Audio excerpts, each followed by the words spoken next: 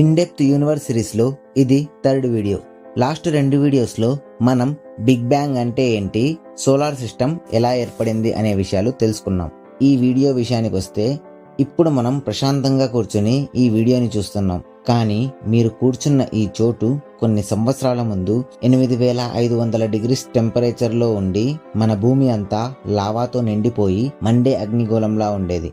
అంతేకాదు ఈ భూమి మంచుతో నిండి కొన్ని లక్షల సంవత్సరాల వరకు ఐస్ బాల్ లాగా తెల్లగా ఉండేది. 450 కోట్ల సంవత్సరాల ముందు ఏర్పడిన మన భూమి మనం ఇలా ప్రశాంతంగా జీవించడానికి అనుకూలంగా మారడం కోసం ఎన్ని కష్టాలు ఎదుర్కొందో, ఎన్ని మార్పులు చేసుకుందో ఈ విషయాలన్నీ ఈ వీడియోలో క్లియర్ గా తెలుసుకుందాం. 450 కోట్ల సంవత్సరాల ముందు ఒక పెద్ద నక్షత్రం ఎక్స్ప్లోడ్ అవ్వడం వల్ల సూపర్ నోవా ఎక్స్ప్లోజన్ జరిగి మన సోలార్ సిస్టమ్ ఫామ్ అయ్యింది. ఈ సోలార్ సిస్టంలోని ఒక చిన్న గ్రహమే మన భూమి.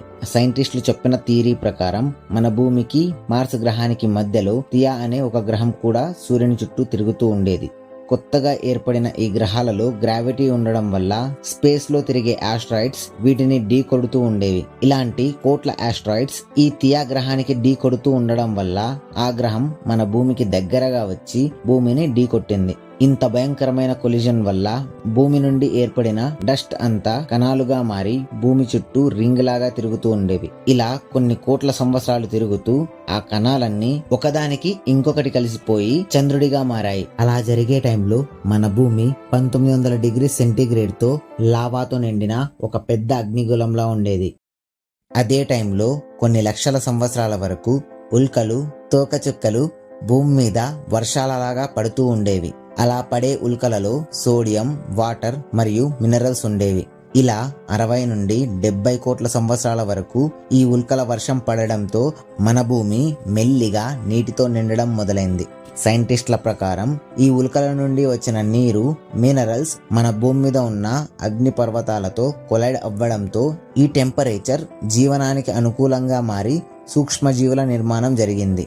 ఇలా టైం గడిచే కొద్దీ కొన్ని లక్షల సంవత్సరాల తరువాత మన భూమి అంతా నీటితో నిండిపోయింది. కానీ భూమి లోపలి కోర్ అంతా లావా మరియు రేడియో యాక్టివ్ పదార్థాలతో నిండడం వల్ల లోపల ప్రెషర్ ఎక్కువగా అయిపోయి ఆ వేడి బయటకు రావడానికి అగ్నిపర్వతాలు ఏర్పడ్డాయి. అలా ఇంకొన్ని లక్షల సంవత్సరాలు అగ్నిపర్వతాలు ఏర్పడి వాటిలో నుండి వేడి బయటకు రావడంతో మెల్లిగా భూమి మీద నేల ఫామ్ అవుతూ వచ్చింది. ఆ తరువాత మెల్లమెల్లగా ఉల్కల వర్షం పడటం తగ్గిపోయింది. భూమి మీద అగ్నిపర్వతాలు ఏర్పడడం ఆగిపోయాయి. ఇప్పుడు భూమి ఏర్పడి 150 కోట్ల సంవత్సరాలు అయ్యింది. భూమి మీద ఒక రోజు కంప్లీట్ అవ్వడానికి 12 గంటల సమయం పట్టేది. వాతావరణం కూడా స్థిరంగా అయిపోయింది. అలానే ఇంకో 50 కోట్ల సంవత్సరాలు గడిచిపోయాయి. భూమి మీద ఏర్పడిన సూక్ష్మజీవులు వాతావరణానికి అనుకూలంగా మార్పు చెంది వాటి జీవనం కోసం నీటి భూగర్భంలోని మినరల్స్ ను మరియు సూర్యకాంతిని ఉపయోగించుకునేవి. ఈ మైక్రో బ్యాక్టీరియాస్ వల్లనే వాతావరణంలో ఆక్సిజన్ ఏర్పడడం మొదలైంది. ఈ టైంలో అగ్నిపర్వతాలు ఏర్పడడం ఆగిపోయాయి. అగ్నిపర్వతాలు ఏర్పడడం కూడా ఆగిపోయాయి కాబట్టి కొన్ని వేల సంవత్సరాల వరకు వాతావరణంలో ఆక్సిజన్ పెరుగుతూ పోయింది.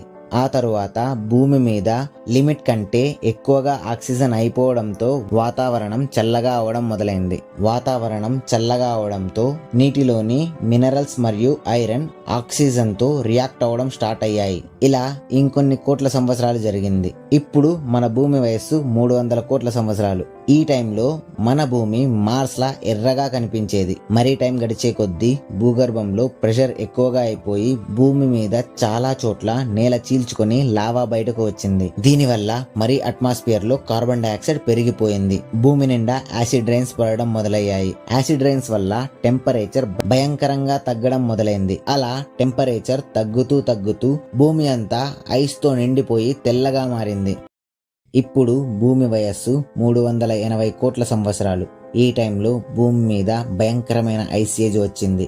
భూమి అంతా తెల్లగా వైట్ బాల్ లాగా కనిపించేది. మొత్తం భూమి అంతా తెల్లటి మంచుతో నిండిపోవడంతో సూర్యుని కిరణాలు భూమి మీదకు చేరకుండా స్పేస్ లోకి రిఫ్లెక్ట్ అయిపోయేవి. దీనివల్ల ఇంకొన్ని కోట్ల సంవత్సరాలు భూమి అంతా మంచుతోనే నిండిపోయింది. సమయం గడిచే కొద్దీ భూగర్భంలో ప్రెషర్ ఎక్కువగా అయిపోయి చాలా చోట్ల అగ్నిపర్వతాలు ఎక్స్ప్లోడ్ అయ్యాయి. వీటి వేడి వల్ల భూమి మీద మంచు మెల్లిగా కరిగిపోయింది. ఇదే టైంలో నీటి లోపల బతికి ఉన్న సూక్ష్మజీవులు ఆక్సిజన్ హెల్ప్ తో వాటి శరీరాన్ని పెంచుకోవడం మొదలుపెట్టాయి. అంతేకాకుండా ఈ టైంలో నీటి లోపల కొత్తగా మొక్కలు పెరగడం మొదలయ్యాయి. అగ్నిపర్వతాలు పేలడంతో మరీ కార్బన్ డైఆక్సైడ్ పెరిగి యాసిడ్ రైన్స్ పడి భూమి టెంపరేచర్ తగ్గి మరీ ఐస్ ఏజ్ వచ్చి భూమి అంతా మంచుతో నిండిపోయింది.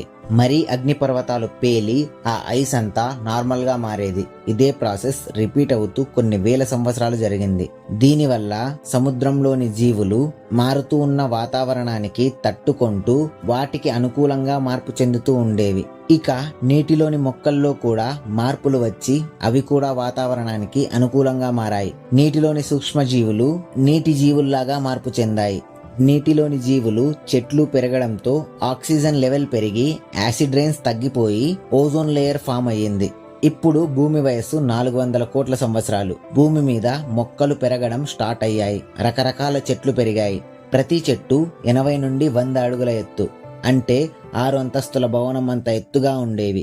సమయం గడిచే కొద్దీ నీటి జీవులు మెల్లిగా బయటకు రావడానికి ప్రయత్నించాయి. ఆ టైంలో ల్యాండ్ అంతా ఒకే చోట ఉండేది. దాన్నే మనం ఇప్పుడు పెంజియా మహాఖండం అని చెబుతున్నాం. ఇప్పుడు భూమి వయస్సు 425 కోట్ల సంవత్సరాలు. నీటిలోని జీవులు బయట జీవించడం నేర్చుకున్నాయి. అవి వాటి జీవనాన్ని వాతావరణానికి అనుకూలంగా మార్చుకొని మెల్లిగా డైనోసార్స్ లాగా మారాయి. ఇప్పుడు ఒక రోజు కంప్లీట్ అవ్వడానికి 21 నుండి 23 గంటల సమయం పట్టేది. ఆ తరువాత 17 కోట్ల సంవత్సరాల వరకు డైనోసార్స్ మన భూమి మీద రాజ్యం చేశాయి. ఈ డైనోసార్స్ మన భూమి మీద ఎలా జీవనం చేశాయో, ఎలా అంతరించిపోయాయో, ఆ తరువాత మనుషులు ఎలా పుట్టారో, దేశాలు ఎలా ఏర్పడ్డాయో, ఈ విషయాలన్నీ నెక్స్ట్ వీడియోలో క్లియర్ గా తెలుసుకుందాం. ఈ వీడియో మీకు నచ్చిందని అనుకుంటున్నాను.